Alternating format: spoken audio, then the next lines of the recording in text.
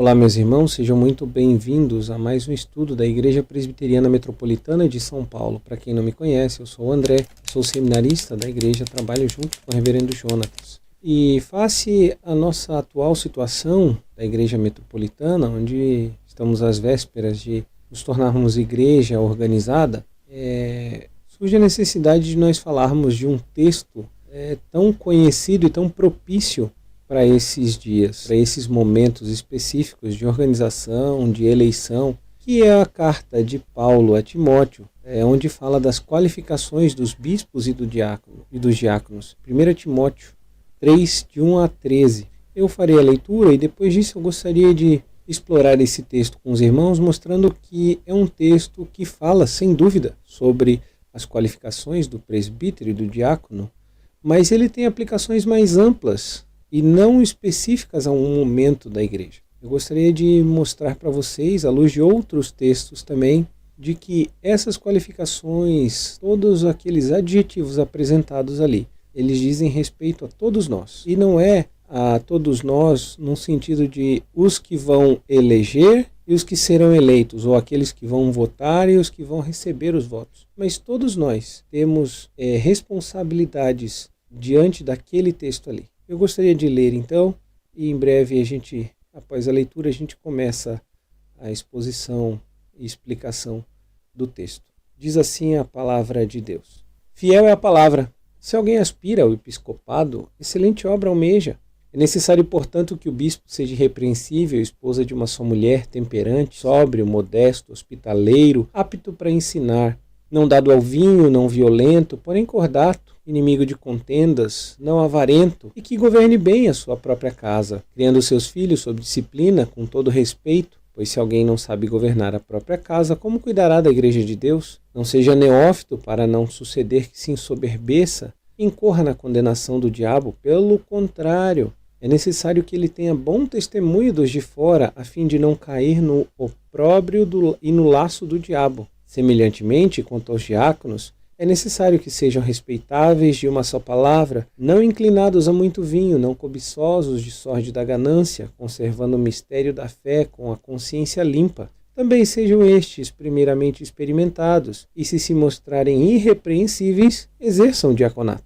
Da mesma sorte, quanto às mulheres, é necessário que sejam elas respeitáveis, não maldizentes, temperantes, fiéis em tudo. O diácono seja marido de uma só mulher, e governe bem seus filhos e a sua própria casa, pois os que desempenharem bem o diaconato alcançam para si mesmos justa preeminência e muita intrepidez na fé em Cristo Jesus. Até aqui a palavra de Deus. Não poderia iniciar falando desse texto sem mencionar o que está descrito no versículo 11, quando trata das mulheres. Diz que da mesma sorte quanto as mulheres. Eu não vou me delongar nesse assunto. Talvez em outro estudo nós possamos gastar tempo expondo as escrituras, todos os textos, para apresentarmos o porquê do oficialato masculino, porque a igreja presbiteriana só aceita homens como oficiais. Mas eu gostaria de apresentar um único argumento aqui para explicar rapidamente, e um argumento muito simples e que para mim é bem claro, que é apenas o fluxo, uma sequência lógica, um entendimento lógico do próprio texto. Veja que a partir do versículo 8, Paulo começa a expor a Timóteo acerca dos diáconos, as qualificações dos diáconos, que é necessário que eles sejam respeitáveis de uma só palavra, e ele começa a descrever. Quando chega no versículo 11, ele diz, da mesma forma ou da mesma sorte, quanto às mulheres é necessário que elas sejam respeitáveis, não maldizentes e temperantes, fiéis em tudo. No versículo 12, há uma retomada do diácono. Veja que agora no versículo 12 ele passa a dizer: o diácono seja marido de uma só mulher e governe bem seus filhos e a própria casa. Então, seguindo uma estrutura lógica, seguindo a ideia, o fluxo do texto, nós podemos ver que essas mulheres aqui mencionadas, elas não são diaconisas, por dois motivos, ou por duas inferências lógicas. Primeiro, porque ele faz essa separação. Ele vem falando dos diáconos desde o versículo 8 e aqui até o versículo 10. Versículo 11 ele insere as mulheres e no versículo 12 ele retoma a expressão o diácono. Ou seja, ele não está falando no versículo 11 de diaconato, ele está falando das mulheres. E aí vem outras interpretações, duas delas pelo menos, que a gente pode entender ou extrair aqui. Primeiro, que ele estava se referindo às mulheres do próprio diácono, ou que ele estava se referindo às mulheres mais experientes da igreja. E é uma interpretação interessante essa ideia de que ele estava se referindo às mulheres mais experientes da igreja, e isso é importante para que a gente entenda, e é o primeiro argumento que a gente tem para mostrar que esse texto não fala exclusivamente de presbíteros ou diáconos, mas ele está falando de todos os da igreja, ele está falando de uma forma geral sobre todos os membros da igreja. Essas qualidades citadas por Paulo nessa passagem, elas não são específicas de presbíteros ou diáconos, ou de pessoas que almejam o episcopado, como ele abre o capítulo falando. Mas essas qualificações, elas são qualificações básicas de um cristão. A gente poderia dizer que essa aqui é a régua básica de um cristão. O cristão deve viver dessa forma, apresentando, mostrando diariamente as suas qualificações, não de oficial, mas de cristão. Os cristãos, eles devem, em todo momento, serem irrepreensíveis, serem fiéis esposos de uma só mulher, ou ter apenas uma mulher, um casamento, não serem infiéis. Os cristãos têm que ser temperantes, têm que ser sóbrios, têm que ser modestos, têm que ser hospitaleiros. Veja que todas essas qualificações apresentadas aqui, tanto para os bispos quanto para os diáconos, elas também se aplicam para aquelas mulheres no versículo 11. Todas as classes de pessoas, todas as características apresentadas se encaixam a todos na igreja. Essa aqui é uma régua balizadora do que é ser um cristão.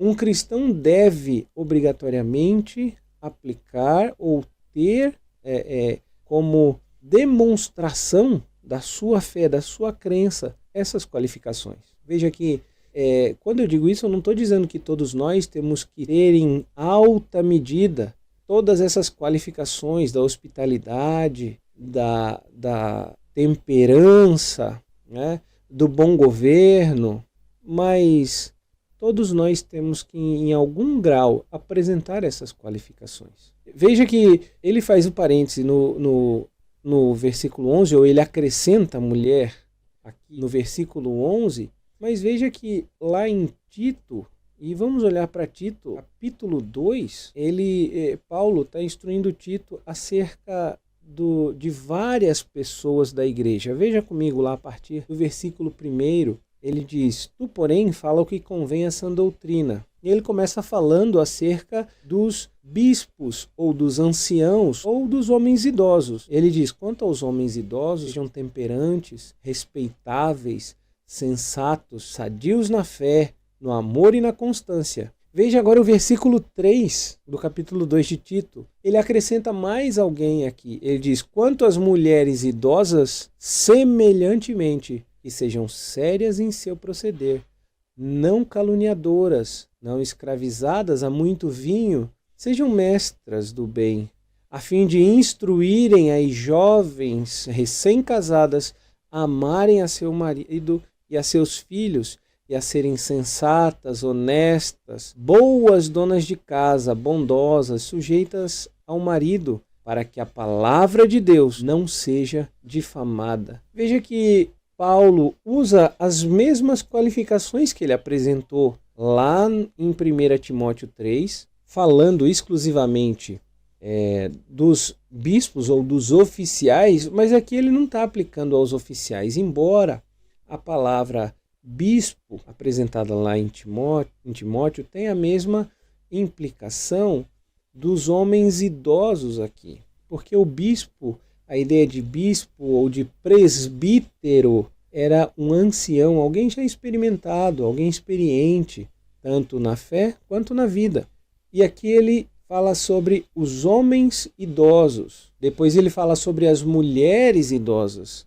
Mas ele não está falando de presbíteras em momento algum. Se a gente seguir o texto Então, Paulo passa a falar aos moços, no versículo 6 de Tito. Quanto aos moços, de igual modo exorta-os para que em todas as coisas sejam criteriosos, tornando-se pessoalmente padrão de boas obras. No ensino, veja, está falando agora dos jovens, está falando do quê? De ensino. Mostra integridade, reverência, linguagem sadia e irrepreensível, para que o adversário seja envergonhado, não tendo indignidade nenhuma, e quer dizer a nosso respeito. Veja que jovem deve ter essas qualificações. Timóteo era um jovem, Tito era um jovem, eles deveriam apresentar essas qualificações. Versículo 9 de Tito, ele começa a falar aos servos, quanto aos servos que sejam em tudo obedientes ao seu Senhor, dando-lhe motivo de satisfação, não sejam respondões, não furtem. Veja que ele passa a instruir todas as classes de pessoas que existiam na igreja.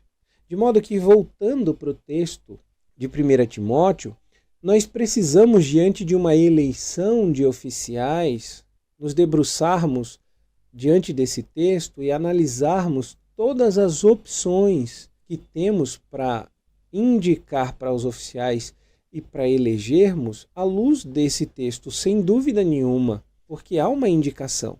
Mas é muito mais do que isso. Todos devem ter essas qualificações. Veja que em Atos, quando há um problema com as viúvas helenistas, em Atos 6, Pedro diz, não é bom que nós deixemos a oração e a pregação da palavra para servirmos à mesa. E ele então dá uma instrução, ele diz, escolhei dentre vós 7 homens cheios do Espírito. Veja que essa é uma qualificação que ele dá para que esses homens sejam escolhidos dentre o povo. Eles têm que ser cheios do Espírito.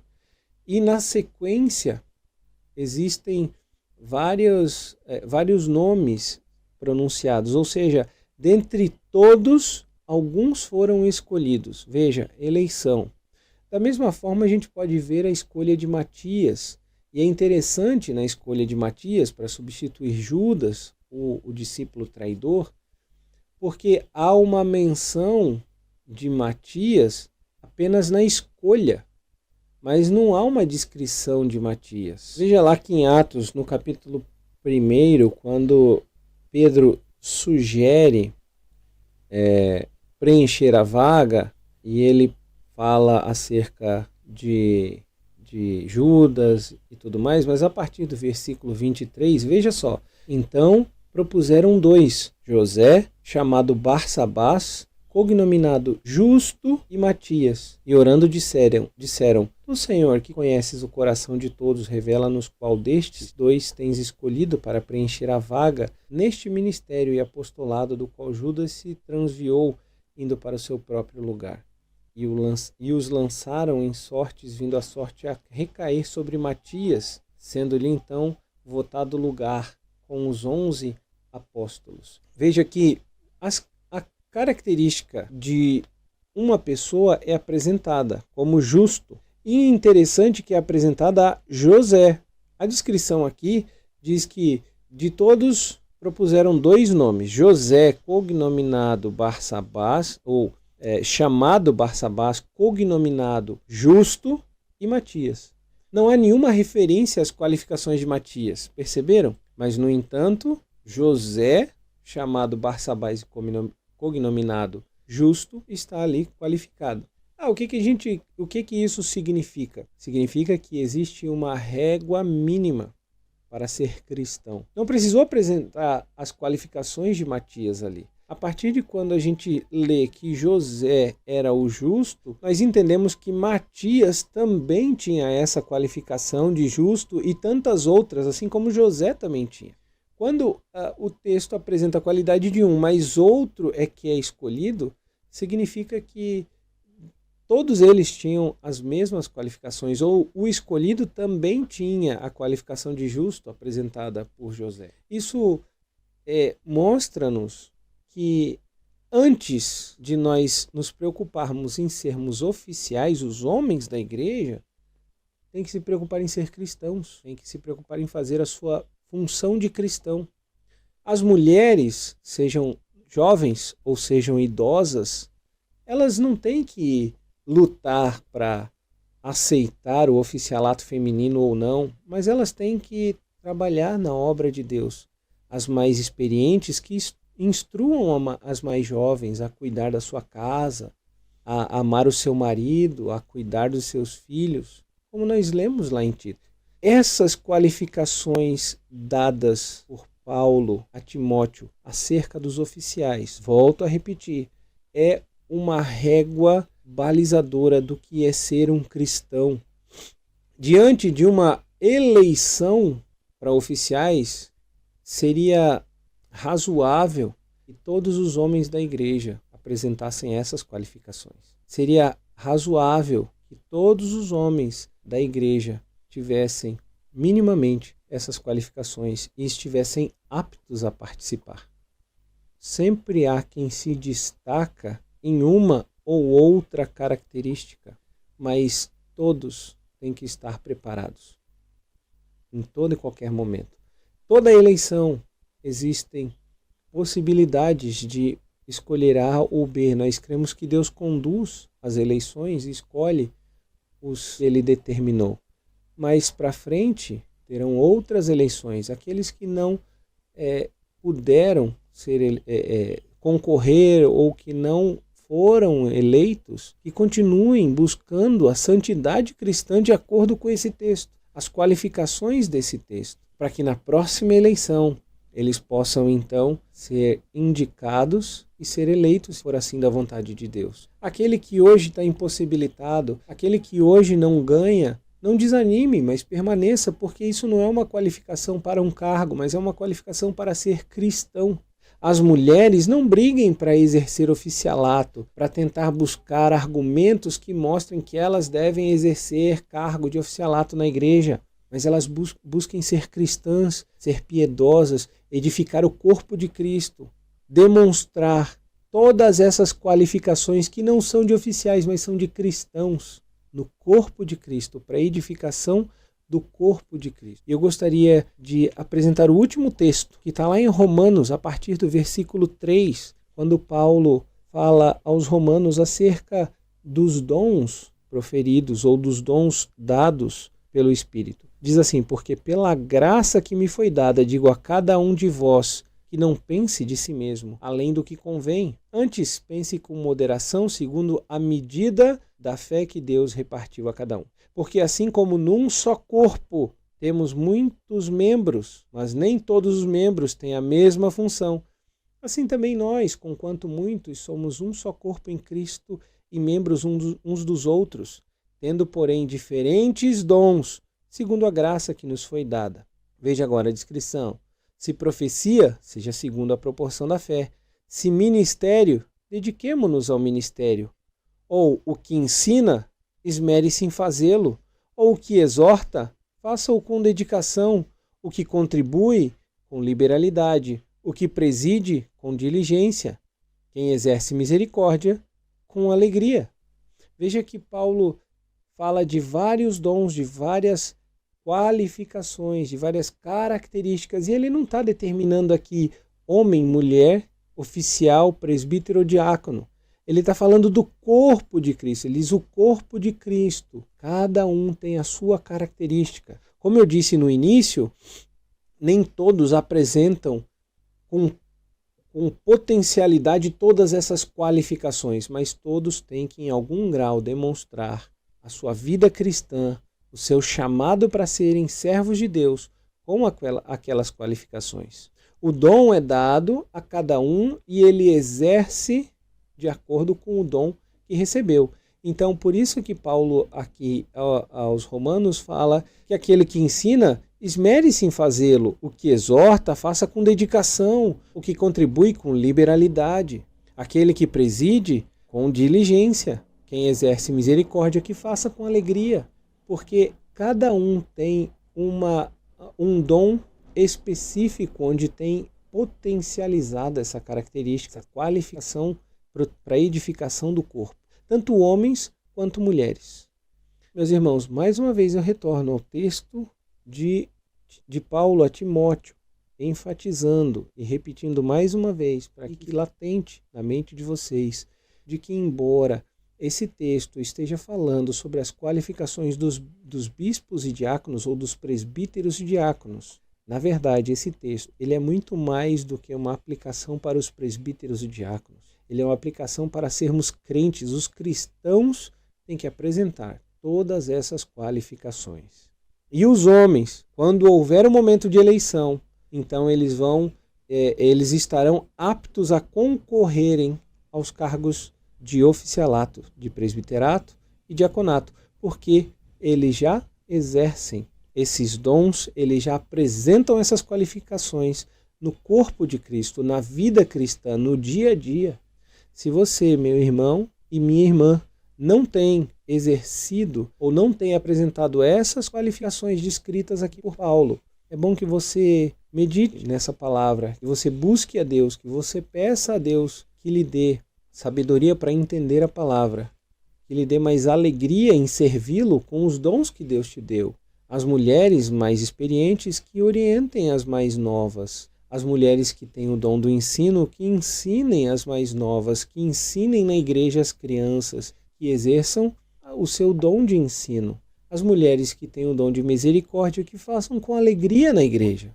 Da mesma forma os homens. Não há diferença entre as qualificações de um cristão, homem, e uma cristã, mulher, mas todos devem desempenhar a sua santidade, desenvolver a sua santidade, apresentando todas essas qualificações aqui descritas, para a honra e glória do nome de Deus e para a edificação do corpo de Cristo. Eu espero que você se esmere em buscar, demonstrar, apresentar no corpo de Cristo essas qualificações, não para que você seja reconhecido, mas para que o nome de Cristo seja engrandecido, para que o corpo de Cristo cresça em santidade, para que o corpo de Cristo se fortaleça cada dia mais e o nome dele seja exaltado. Que Deus lhe abençoe, uma ótima semana e até o próximo estudo, se Deus quiser.